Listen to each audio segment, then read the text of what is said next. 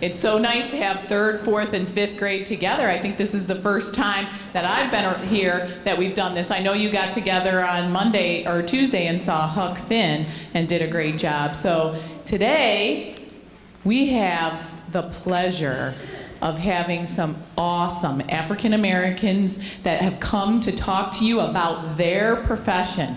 And they're going to answer your questions. As you know, that we've been doing Black History Month, and we've been celebrating all month long, and we've been researching and finding about the African American culture, people who have done great things. Some of you have done some book reports, some of you have done some research to try to find out about some famous historians. So today, you've gotten your questions together and you're ready to listen and hear about our famous guests that are here today. So I have the pleasure of introducing Mr. Wayne Dawson, who I'm sure you recognize. He's a newscaster on Fox 8 News. Very, very cool. We are so lucky to have a celebrity in all our panel here today. He is going to introduce them. So let's give them a Roxboro Elementary. Let's make sure that we show them how great we can behave and listen and follow along and be great participants. So, Mr. Dawson, thank you. Thank you very, very much. Good morning, everybody. How you guys doing today? Good. As was said, my name is Wayne Dawson, Fox 8 News in the Morning. It is my pleasure and honor to be here to serve as your moderator this morning as we celebrate Black History Month, and we're going to do that by celebrating some individuals who are making Black history here in Northeast Ohio. And all of these individuals are from right here in this area. They grew up in and around the city of Cleveland Heights. So the message is, before we start anything else, is if they can achieve their dreams, there is absolutely no reason why each and every one of you can achieve your dreams. But first thing you got to do is get an education, and you got to be the best that you can be in school, and that'll carry on when you become an adult, okay? All right, it's my job to introduce the panelists this morning, and I'm going to introduce them, and as I do it, you guys can just raise your hand and let the students know who you are. Janine Boyd is a state representative from our very own District 9.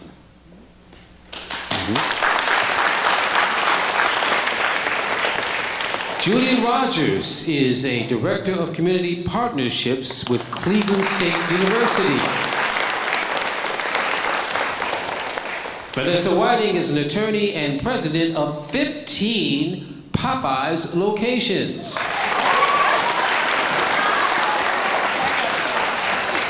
And our final panelist is Steve Hammett. He is the Chief of Police of the City of University Heights.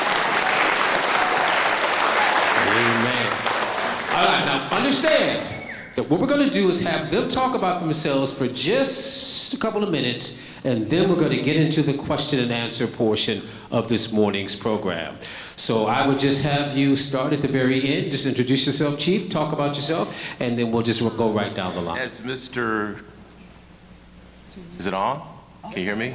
Okay. As Mr. Dawson indicated, I'm Steve Hammett. I'm the police chief for the City of University Heights. I've held this position for approximately 7 years. I started my law enforcement career back in 1979. I've been a police officer for 35 years. I'm old. It started in '79 when I joined the United States Air Force. I served in the Air Force until I was discharged. After being discharged, I joined the Cleveland Heights Police Department. I spent about 4 years with the Cleveland Heights Police Department. Transferred to the Shaker Heights Police Department, where I spent the next 21 years. I rose through the ranks to the rank of Deputy Chief of Police. And in 2011, I was appointed Police Chief in the City of University Heights.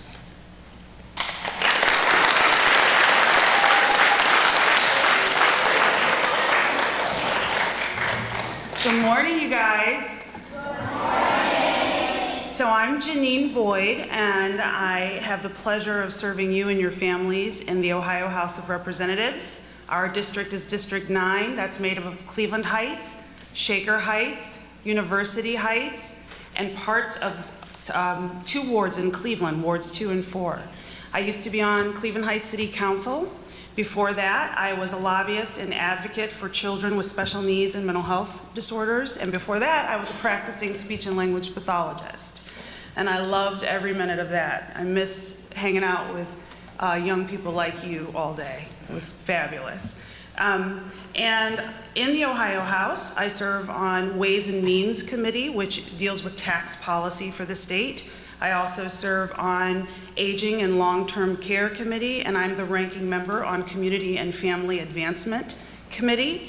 And I'm the treasurer of the Ohio Legislative Black Caucus, and I'm also an appointee on the Children's Trust Fund Board, which is a statewide board that aims to prevent child abuse and neglect. So I am honored to be here with you. Thanks for having me.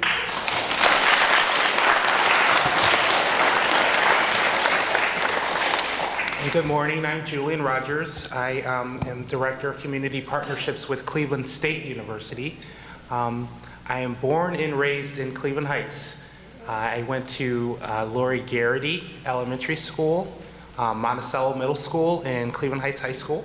So a proud graduate from there. And I went on to Ohio University and then Case Western Reserve University for graduate school.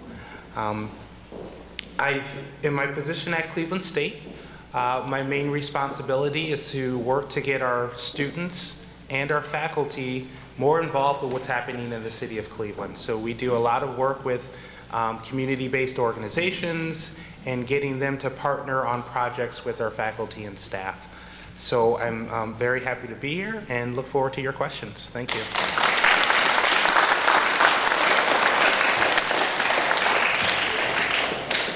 I am Vanessa Whiting. I am an attorney, and I also own and operate 15 Popeyes locations. Hope you can come by sometime. I'm particularly delighted to be at Roxboro. I am a Roxboro parent. I have 3 children, all of whom attended Roxboro Elementary as well as Roxboro Middle School. And I actually see some teachers in the audience who are here, and it's great to see you all again and hear that Roxboro is doing so well. Well, I am a practicing attorney. I've been practicing for over 30 years in the area of public finance, real estate development, and specializing in tax credits, tax credit financing. And what that really means is I help people build projects, build homes, build apartment buildings, build shopping malls, etc. Also, currently, I am running a Popeyes franchise. My husband started Popeyes about 30 years ago. First, we had a franchise called Doc's Great Fish, and you all are probably too young, but some of your parents might know about Doc's Great Fish. So we started with that franchise and decided, one of my clients said, hey, you ought to look at Popeyes. And so we decided more people eat chicken than fish, right? So how many people like fish? Okay, good. How many people like fried chicken? Right, okay. So you think about, right, demand, right? So more people like chicken, so we converted our Doc's into Popeyes, and then we started building more Popeyes, which actually I could help with because I was a real estate developer, right? So as an attorney, I could help find a site, find a location, figure out how much it should cost, and that sort of thing. So that's what I've been doing most recently. And here with me is my daughter, who also works for me, and she's a Roxboro alum. So I'm going to let her tell you a little bit about what she does.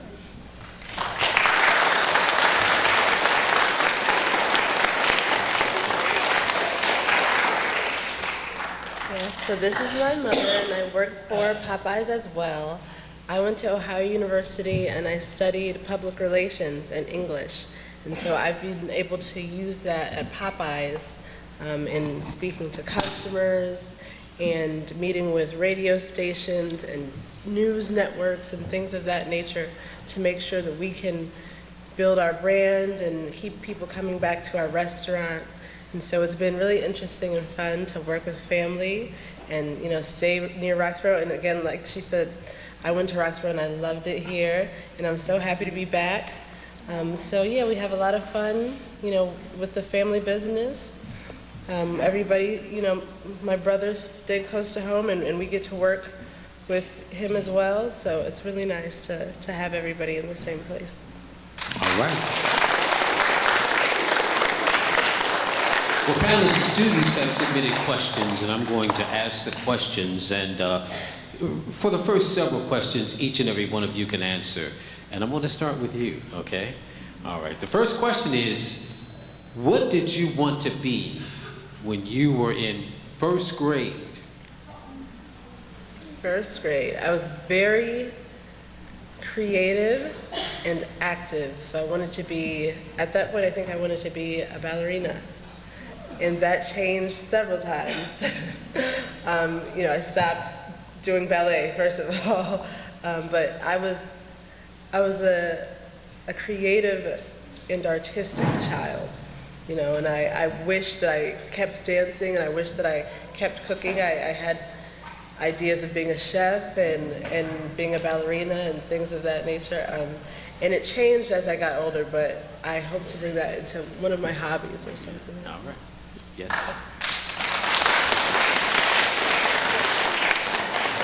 I'd say in first grade, I thought I was going to be president of the United States. But by fourth grade, I'd lowered my expectations, and I wanted to be an attorney.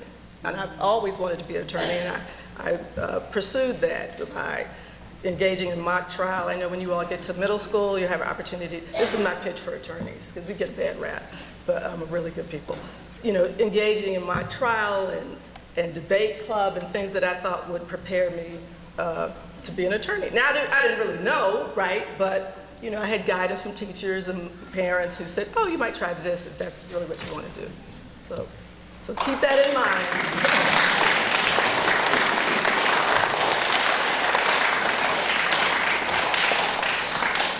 So I always loved animals, and when I was in first grade, I knew I wanted to be a veterinarian. I probably wanted to be a veterinarian up until I got to high school, and realized that not only do veterinarians have to, mend sick animals and get them better, but sometimes they often have to do things like put animals to sleep. And so that was something that I don't think that I would be able to handle, and decided against it and started looking in other directions. I think around high school, I was the school photographer, so I worked on yearbook and the newspaper, and so I thought I would have a career in photography. And I actually, when I graduated, I took a year off before going to college and worked as a photographer, and then realized that I did not want to be a photographer either. So yeah, I think early on I definitely wanted to work with animals, but things change as you go through life.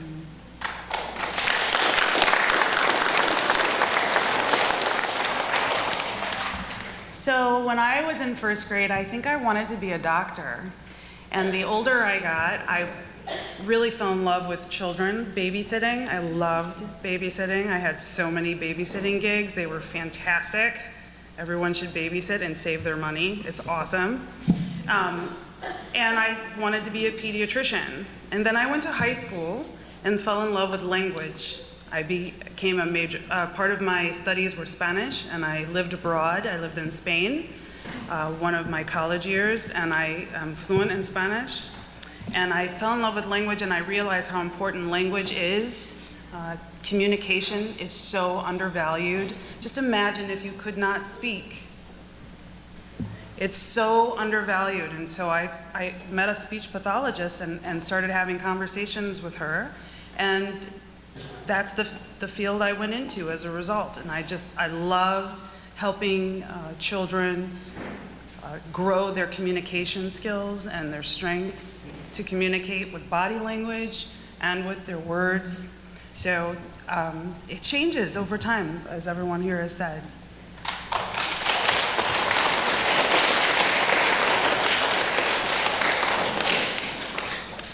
Unlike my esteemed colleagues here, my first grade goals weren't as realistic.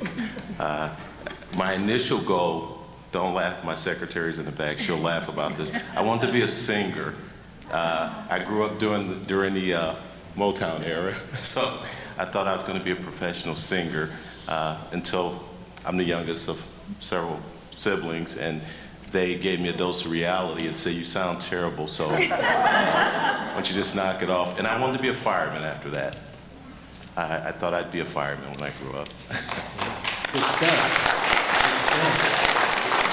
The key is, even though they were in the first grade, they had their eyes on something. They had their eyes on the prize, if you will. They wanted to do something, and they wanted to be something. So you guys right now should be thinking about what you want to become when you grow up.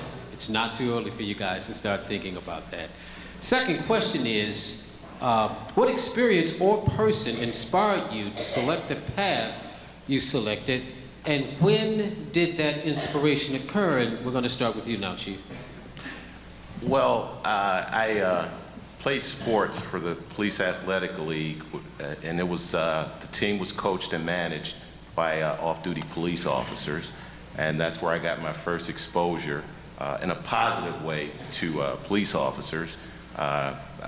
Several of them kind of mentored me and put the ideal in my head that someday I could do this job and be a police officer, and that was around the age of 12 or 13, and that's the only goal I've had since then.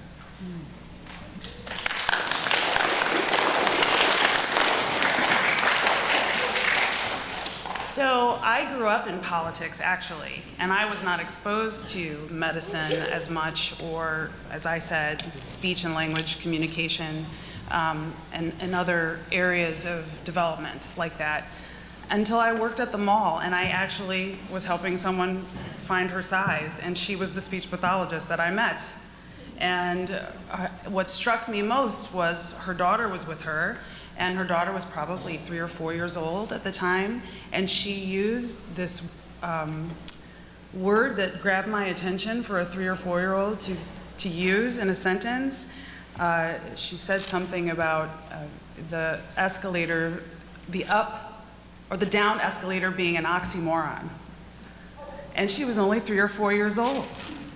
And so that meant, you know, that it was just powerful to me. And so I spoke to her mother about it, and her mother said, you know, I'm a speech pathologist. I would hope that she does communicate with words like that. And it just inspired me to really research what speech and language pathologists do. And I fell in love with the medical side of it. So I didn't work in a school. I worked in the hospital setting with a team of physical therapists, occupational therapists, social workers, nurses, and developed rehab programs for children who had traumatic brain injury, who might have been born with a neuromuscular neurosensory disorder. So I got to be close to medicine in a way that I never even imagined as a child was possible. There's so many fields out there. The sky's the limit for you. So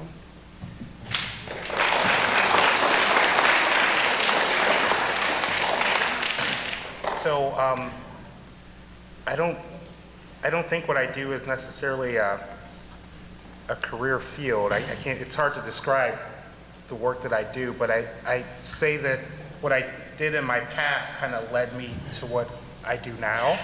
So somewhat like Janine, I was always involved in around and engaged with politics, whether it be working on campaigns, helping other people get elected, or working on issues that voters would have to vote on. Those were the types of things that most of my career was spent doing. I also spent time at the Cleveland schools, so working in education.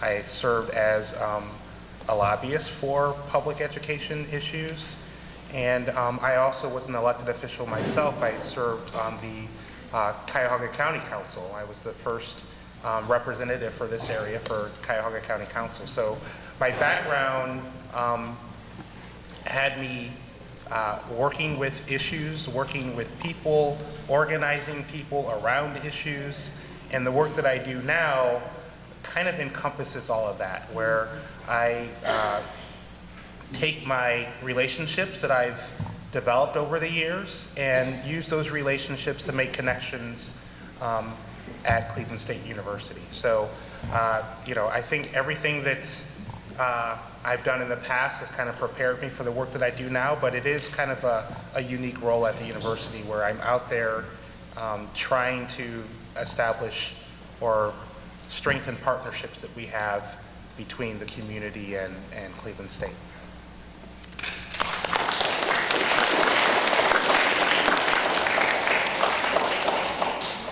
Well, I'd say, who influenced me? And it was actually a number of things. One was a television show. I liked courtroom dramas. And back in the day, there was a show called Perry Mason. And Perry Mason was an attorney. And he always won his case, but that was fun too. But I enjoyed just watching the engagement and the advocacy. I didn't know it was advocacy at that time, but the arguing back and forth and trying to prove your point. And then, there was some family. At the time, the civil rights movement was in fully engaged, full blown.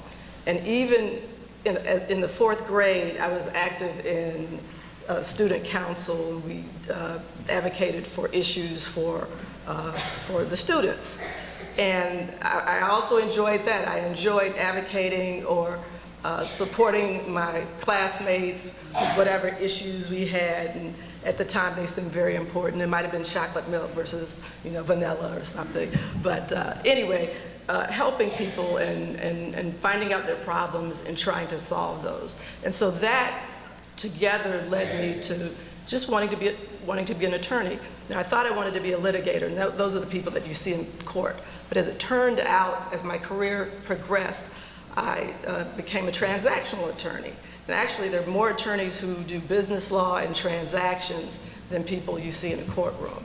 And I found that very fulfilling because I could help build our community. So I worked over probably 5,000 units of housing in the Cleveland area, and that's gratifying to see that happen and see families, be able to move into their homes, or to see elderly, building an elderly center or an apartment building for elderly, which has services, and helping put those projects together is very gratifying. So I think what led me to the law was a desire to help people and to make a change.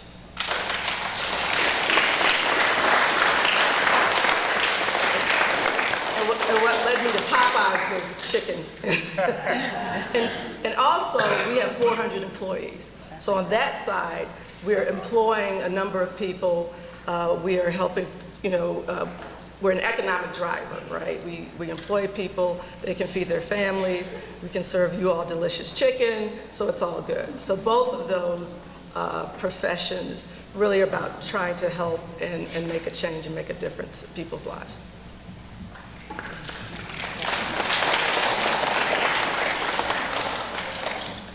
What led me to public relations, what I studied in college, was probably my desire to stay creative in a way.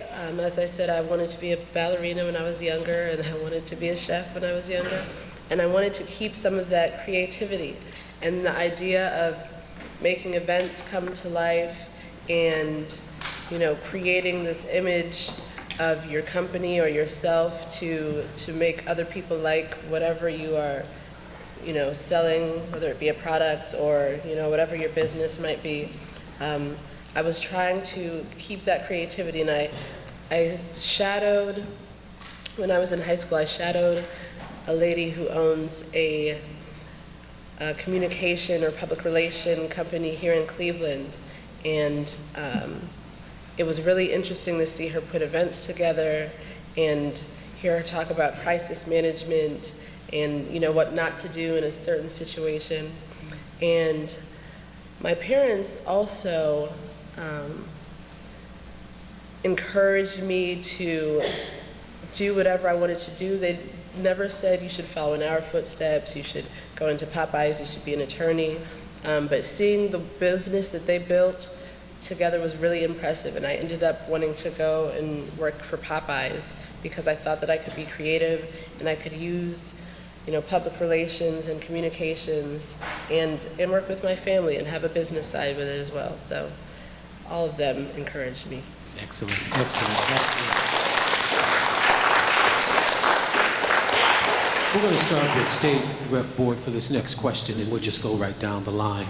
What was the most difficult thing in your early journey to success? Gracious. That's a tough question, you guys. So I said earlier I grew up in politics. My mom was actually the first African-American woman to be elected mayor of the city of Cleveland Heights. Thank you.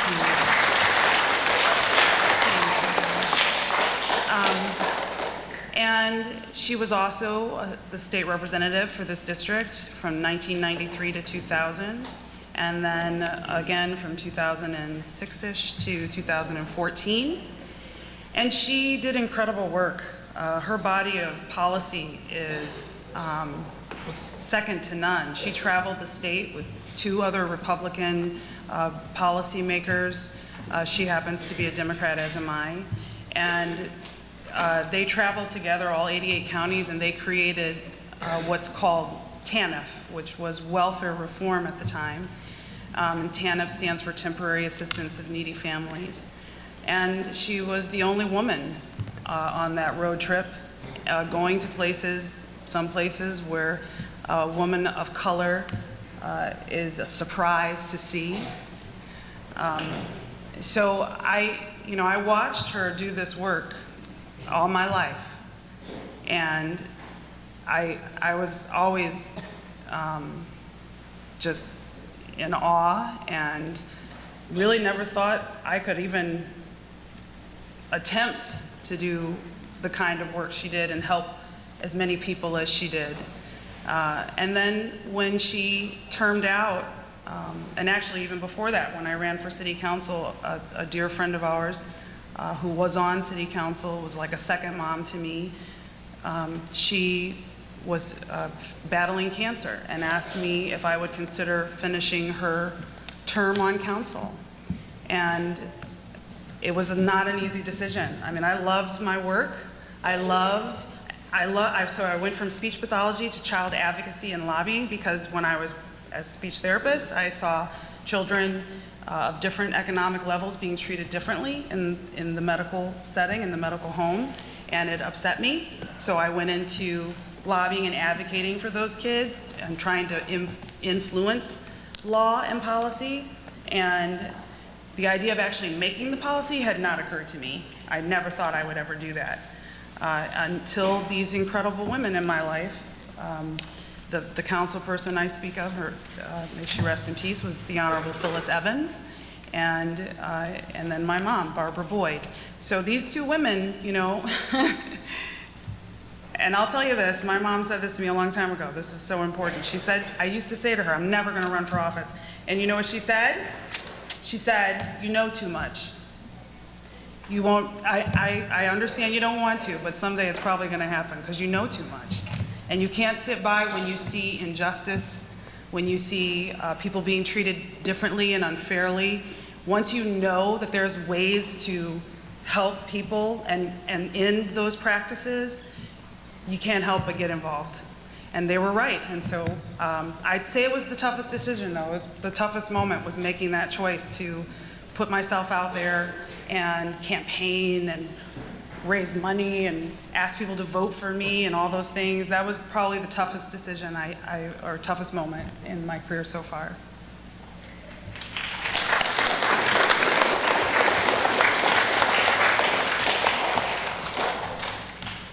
Well, it's hard for me to pinpoint one tough moment. There have been several of them. The toughest series of events for me was probably being the first African-American police chief in Shaker Heights, the first African-American lieutenant, captain, deputy chief, and now the first African-American police chief in the city of University Heights. People will discourage you. I had friends who would tell me, don't waste your time taking promotional exams. Blacks don't get promoted. And these are my friends telling me this stuff. And also there were people who weren't my friends who would do and say things to discourage you.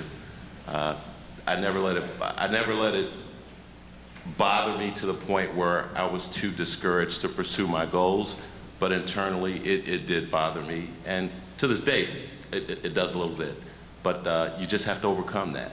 Yeah, if you have confidence in yourself and you've prepared yourself, don't let anybody discourage you. And we're all going to encounter those. I'm sure your teachers encountered them. You'll encounter them. Everyone on this panel's encountered tough moments. So just fight through them and always have self-confidence.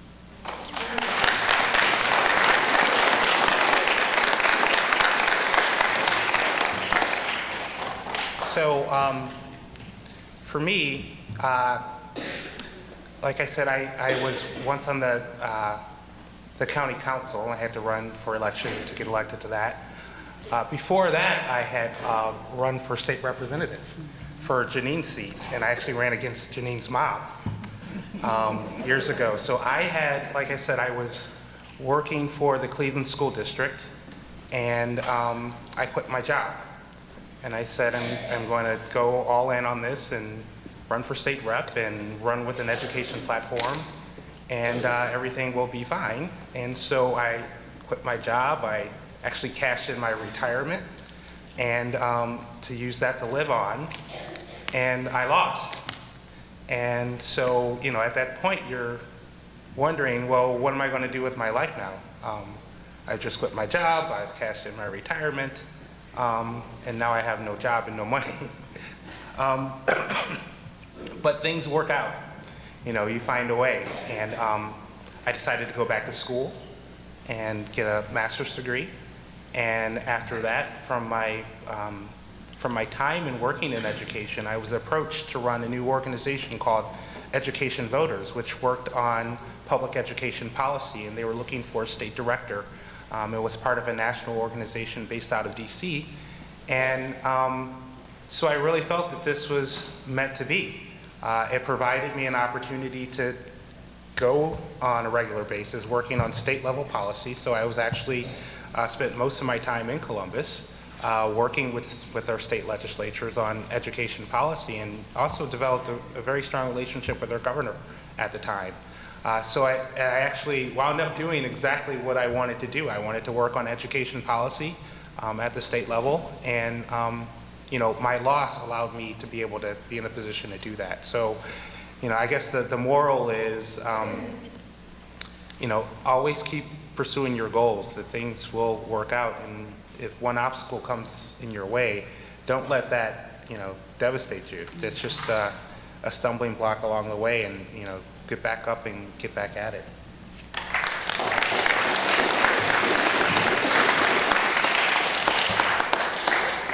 I guess I agree with all of the panelists. In life, you will be thrown some curveballs. And what's important is how you react to that, right? You have to get back up and keep moving forward and walking towards your dream. So I'd say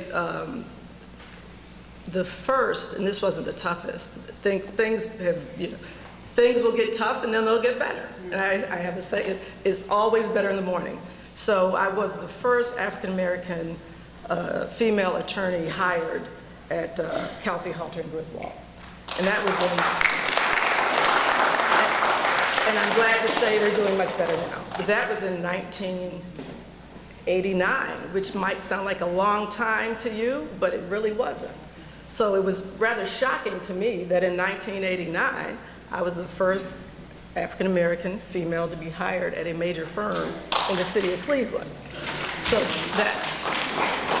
in that experience, you might imagine it was new for everyone. It was new for everyone. Now I'm a graduate, honors, I'll toot my own horn just a little bit to put this in context. So I graduated with honors from Duke University. I had a master's from SIU, a law degree from one of the top law schools in the country, University of Illinois.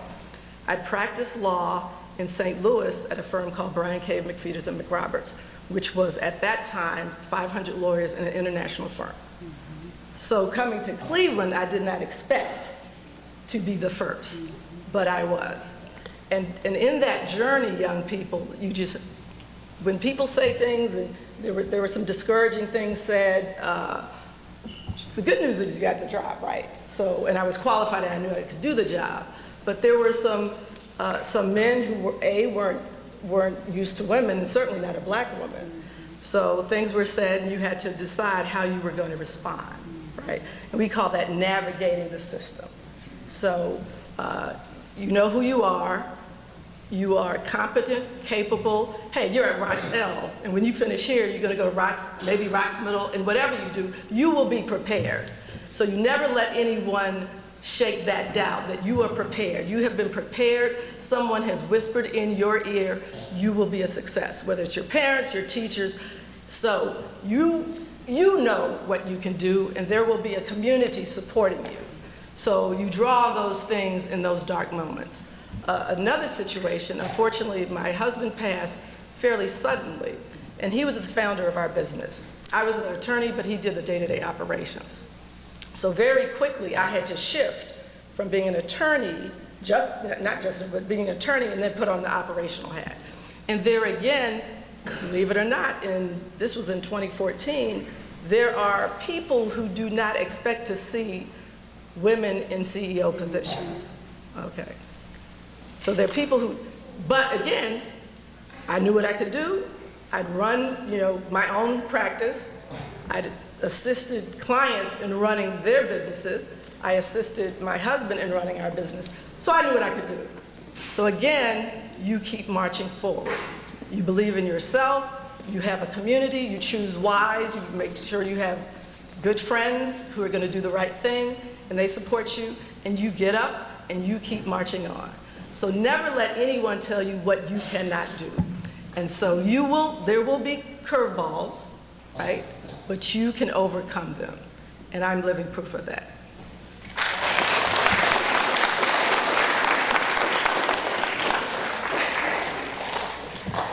Yes, so as she was saying, when her husband passed, that was my father, and I was not working immediately after I graduated from school. I was still trying to figure out where I wanted to go, what city I wanted to be in, and I was comfortably taking my time figuring that out. And when he passed away, I immediately had to realize that I had a duty to keep the business going and to make sure that my mom wasn't overwhelmed with everything that was going on. And sometimes your path is going to change very quickly. I didn't know that that was going to be something that I had to do, and I didn't know if that was going to be something that I wanted to do, when I was in school. And so when that happened, I immediately, a light went on in my head, and I realized that sometimes your plans aren't going to, everything doesn't go according to plan all the time, and your plans change quickly. And luckily I had my mother next to me, and my family was around, and they had taught me, and I had people in my community that had built me up and had taught me a lot about, being resilient and working with what you have. And so that was very difficult for me, but as everyone on the panel said, you work with what you have, and you keep pushing through things that might be obstacles for you. So. Were you a good student here at Roxboro? You a good student? Sure was. Mom says absolutely. She was. Chief, I'll start with you.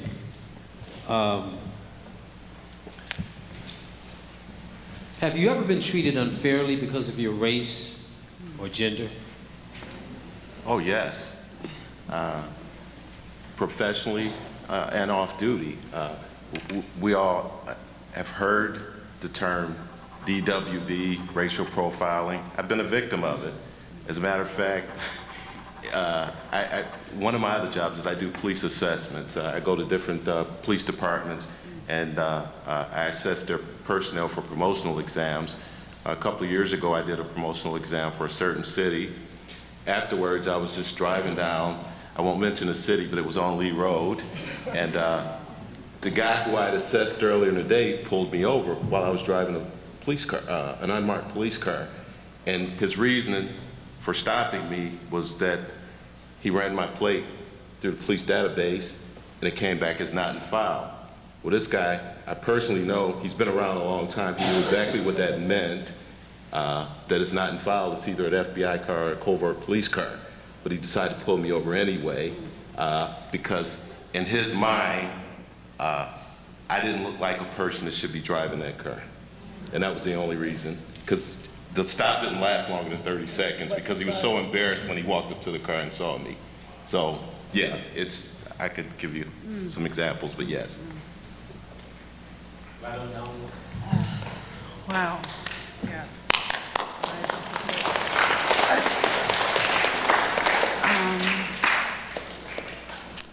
All the time. And because I'm also young, I experience another layer to it. So for instance, at the Ohio House of Representatives, which maybe someday you guys can visit, I'd love to have you, there are metal detectors everywhere and highway state patrol troopers, looking out for visitors, looking out for people there to participate in the democratic process, looking out for us who are elected members. They're stationed at every entrance and exit. And we have IDs. If we are staff or elected folks, we have IDs, and we simply slide them across a monitor, and we can walk right through. But sometimes when you're busy and you have a lot of committees in one day, a lot of meetings, you might forget your ID, and I've done that.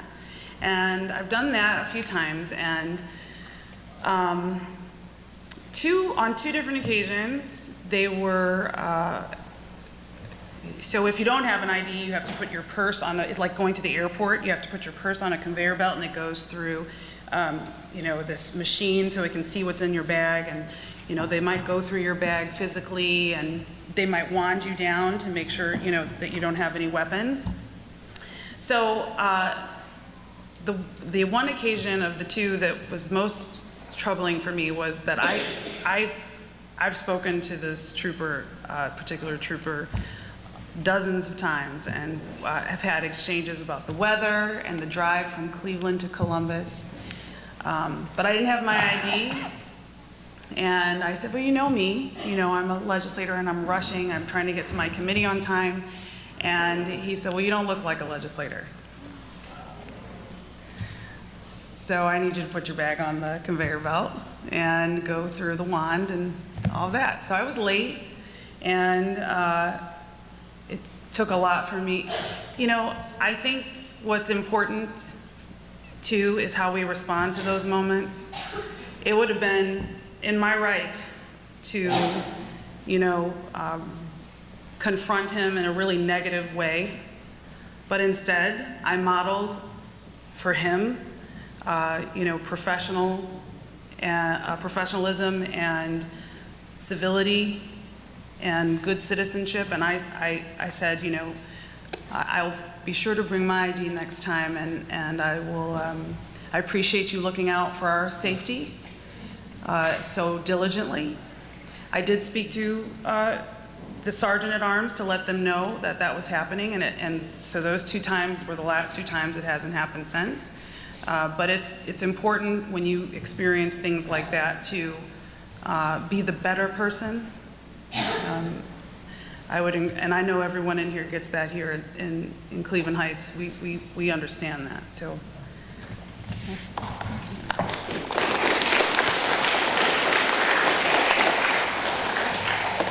I'll keep mine short. I would say, yes, incidents have happened to me, but like Janine said, I think what's most important is how you react to it, particularly if you're in a situation dealing with police.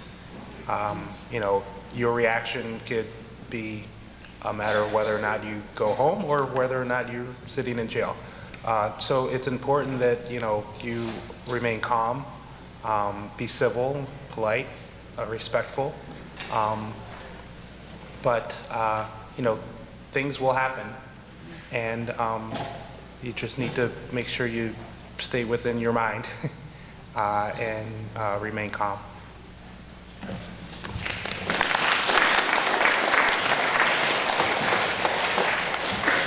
The answer is yes. And I will share one incident because it was in Cleveland Heights. And what Mr. Rogers said is so important. And in that moment, I did not react the way I have taught my children to react. I was pulling into my driveway, and I live at 2489 Coventry Road, 3 blocks from Roxboro. We walked down the street, corner of Coventry and North Park. And the police officer pulled in behind me. I hadn't done anything wrong, so I'm getting out of the car because I'm in my driveway. I pulled up and I'm parked in my yard. And it didn't even occur to me, so I'm getting out of the car. And he says to me, "Get back in the car," in a very authoritative tone, at which time I should have gotten back in the car. But I said, "What's the issue? What's the problem?" And he said, "Who lives here?" And that's when I said, "I've lived here for 25 years. It was insulting because he had made a number of assumptions. And I said, but I calmed down, you know, and I didn't get back in the car though. So we're having a conversation now. And I said, why would you ask me who lives here? And he was a very young officer, maybe a little nervous. And at that moment, he realized perhaps he should not have pulled up behind me once I got out of the car. So we worked it out. I mean, nothing happened. We worked it out. But I could see in that moment how when you feel that you're being treated unfairly, right? But I stayed within my right mind. He had a gun. I didn't want to escalate it. So, you know, I talked him down, if you will, and I calmed myself down. And that's very important because even when you're right, it doesn't matter sometimes. You can be right. You can be right later when you get home, right? So in those situations, you just want to remain calm, do what you're asked, answer the questions, and you'll get a good result. But unfortunately, profiling is alive and well, even in Cleveland Heights, even at 2489 Coventry.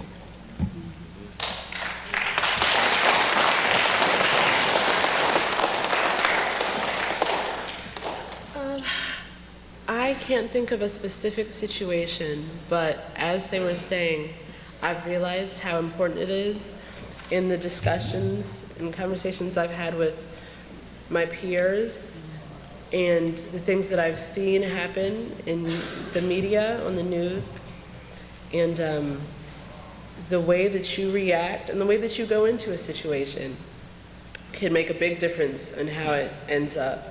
And so I try to always be very aware of how I interact with police and how I interact with the world. You know, I think it's important to carry yourself in such a way that, you know, you would always be proud of and your family would always be proud of.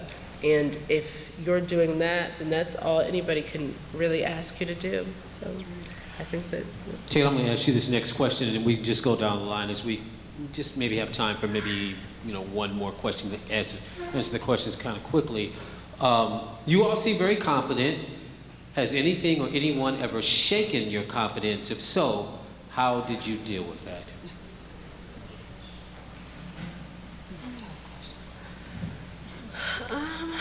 Not that I can think of right now. I've been lucky to be in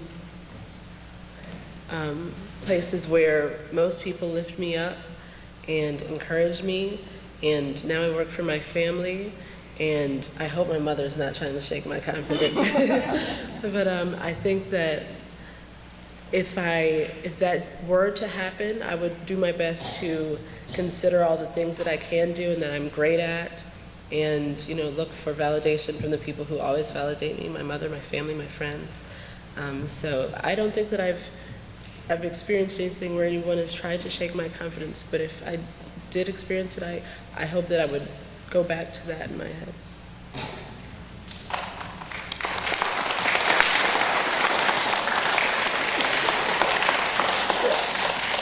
I'd say as a young attorney, I don't think there was an intent on the part of the partners to shake my confidence. They just do, you know. Or even in law school, they're that trying, but you know, you have to be prepared. You have to be prepared. And they call it the Socratic method. And you all experience this in your class. You know, you prepare for class and the teacher calls on you and you're like, oh, okay, what do I say, what do I say? So those sorts of situations, not that anyone was attempting, but you just have to be prepared all the time. And if you're prepared and you do the best you can, you'll be okay. But as a young associate, they'll try to pit you against, give you tough assignments and give you unrealistic deadlines. And some of it's just to see how you're going to respond to stress and under pressure, because you might have a client who gives you an unrealistic deadline, and you're not going to say to the client, I can't do it. You just have to figure it out. So I don't think it was an intentional. I don't think it was intentional. I think that's just kind of the nature of, high stress. Look at the chief of what he does. It might not be intentional, but you still feel the stress.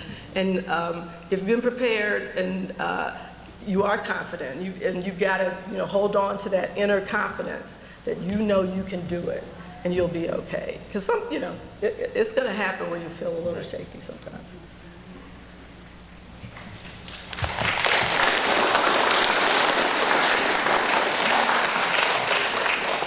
So, I mean, a couple things come to mind of instances where, my confidence may have been shaken, but like Vanessa said, most of the times that I may not feel, up to par, or I'm less confident than I should be, it's because I'm not prepared. I didn't do my homework. I didn't do what I was supposed to do. So, I think people will always try to challenge you, challenge your intelligence, challenge your wherewithal. So it's going to be, on you to make sure that you've done your homework, that you're prepared, that you're ready for the challenges that you're going to meet. So I guess the best way to be confident and stay confident is to be prepared and do your homework.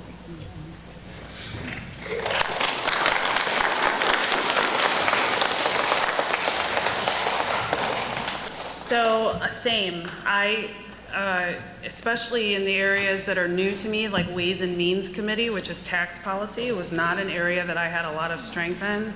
Absolutely, there have been times where I could have prepared better, and I felt that. I could feel, the stress of not representing my district as effectively as I need to in that committee. So since the first 2 or 3 committee sessions this year, when I first started on Ways and Means, I have stayed up late nights reading tax proposals and researching and calling people I know who really understand tax policy and current tax law to get as much knowledge as I can, so that when I'm in that committee, I ask the hard questions and I represent the people who are confident enough in me to vote for me.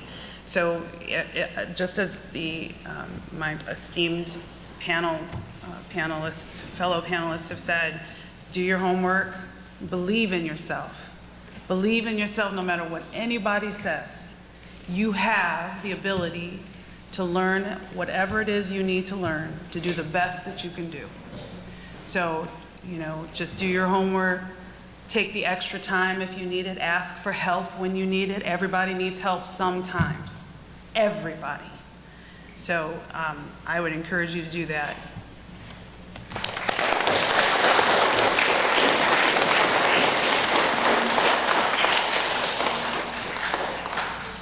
The only time I've had anyone attempt to shake my confidence, it was during the course of a performance evaluation. A former supervisor of mine asked me what my future goals were. I was a lieutenant at the time, and I said my future goal is to become a captain and ultimately police chief. He looked at me and said, as long as I'm here, that'll never happen. And I said, well, why? He says, you haven't prepared yourself. So my response was to put in for every management course known to man over the next 3 or 4 years, including the FBI Academy and everything else. I attended them all. and contrary to what he had told me, I was able to reach my goals. But he tried to shake my confidence. He couldn't, because I believed in myself, and I wasn't going to let him deter me. So. This is the last question, and it's posed to each and every one of you. What advice would you give these students as they continue on in their educational journey and their journey to success? You can start with you, Chief. No matter what adversity you face, if you have a bad test today, try and figure out why you had that bad test. Did you really prepare? Prepare. Stay focused. Don't let anyone distract you. Don't let anyone discourage you.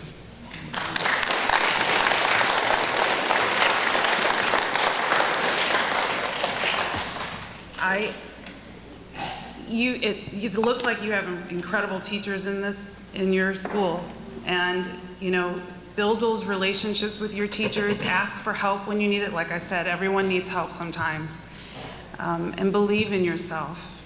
And don't worry if you don't know what you want to be when you grow up. It'll come.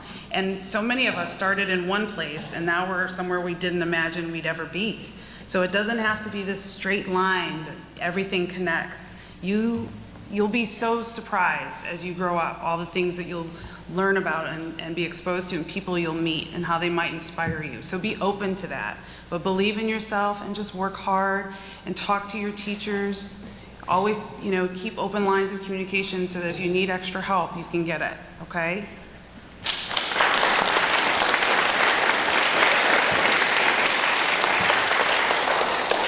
I think it's also important to choose your friends wisely.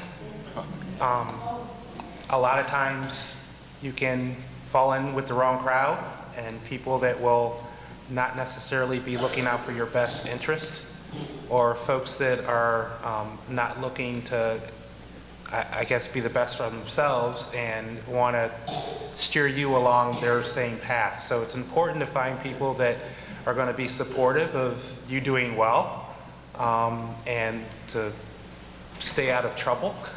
So, it's important that you can be judged by who you hang around with. So it's important that you make sure that the people you're hanging around with are respectable and have your best interests at heart.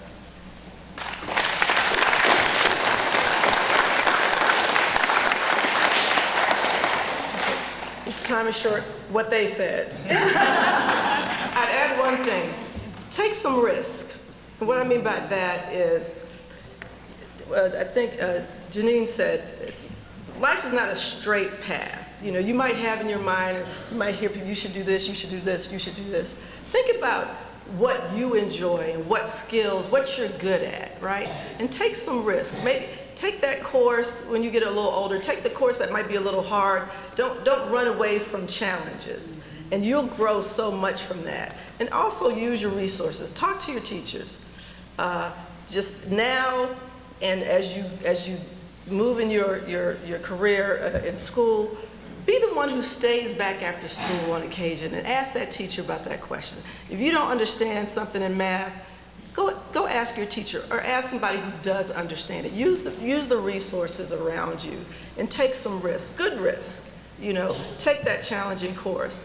If you think you don't like art, maybe take an art class. It might open your horizons. Don't shy away from things that may be a little more difficult for you, because you can overcome them.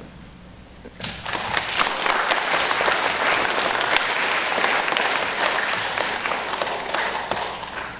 I would say to keep your creativity. I wish that I would have kept doing ballet or, taking cooking classes or something like that. As I got older, I stopped being so creative, and as a child, I was, very active and very creative, and I love seeing children who, have all of this creativity, and I would say to keep some of it with you as you grow up. Students, could you give our panelists a round of applause?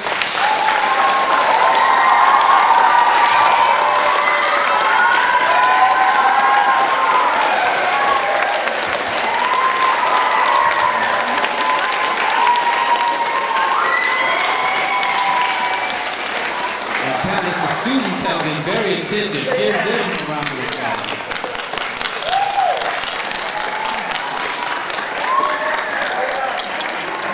Now, students, I know you have practiced this. Just stand on your feet and kind of stand up. You can all stand up. I know you've practiced this. And panelists, you know what we're going to do right now? Well, you can just follow my lead, and we'll go right down the line. All right, students? Are you ready? Could you be a reporter for Fox 8 News? I can do it? No, you can for what you are. What you do. Okay. Would you be a public relations professional? Would you own 15 Popeyes? Can you work for a university? Can you be an elected member of the Ohio House of Representatives? Can you be a police chief? Can you succeed in Cleveland Heights? I want you guys to repeat after me. You ready? Yeah. Whatever the mind can conceive and believe with God's help you can achieve. Now I'm going to do it one more time. I want you to say it like you mean it, okay? Are you ready? Yeah. Whatever the mind can conceive and believe with God's help you can achieve. I'm headed for the top. Look out, world. Here I come. Give yourselves a round of applause as you see it.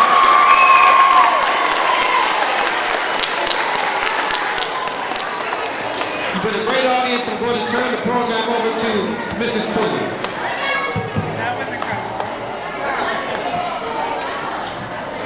Boys and girls, very, very, very nice job today. This concludes our program, but what a great panel. I learned some things today and some great inspirational thoughts that hopefully all of you will think about when you're thinking about getting your work done in class and when you're thinking about what you need to do to succeed. These are all perfect examples of people who have been very successful. So let's give them one more round of applause.